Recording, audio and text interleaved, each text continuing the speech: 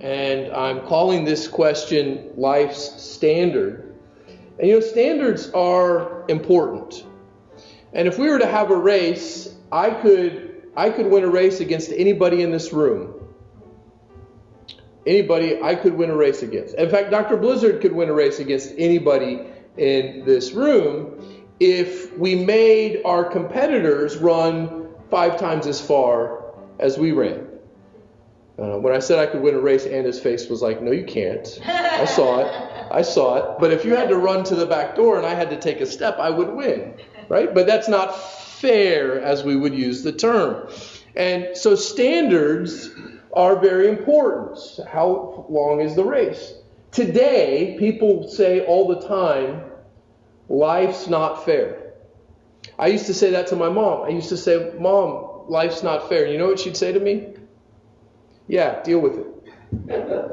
Life's not fair. Now, the solution to that, though, a little bit deeper theologically, is to look at not the standard of ourselves. Because what are we really saying when we say life's not fair? We're saying, I think I deserve better. Are any of you prone to answer the question, how are you doing with the phrase, better than I deserve? Some people say that a lot. This is Dave Ramsey says it. One of the first person I heard say it, Pastor Fisher says it quite frequently, and Elder Tim Hart used to say it. And of course, he's now doing much better than he deserved in heaven's glory. The problem when people say something's not fair is they have the wrong standard. Their own opinion, their own thoughts are the standard, and as the people of God, our standard is not our thoughts, but the very person of our God. He is the standard by which everything should be measured.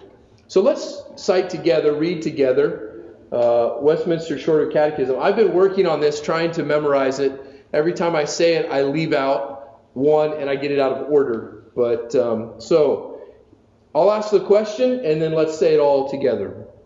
What is God?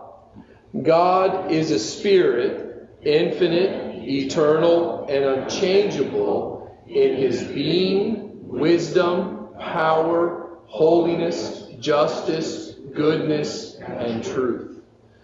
And that the story goes, and there's some debate over the historical accuracy of this telling, that the Westminster Assembly, as they were trying to craft the catechism, was really struggling.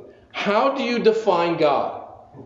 And it's fair. And I have a couple bullet points that say defining God is difficult.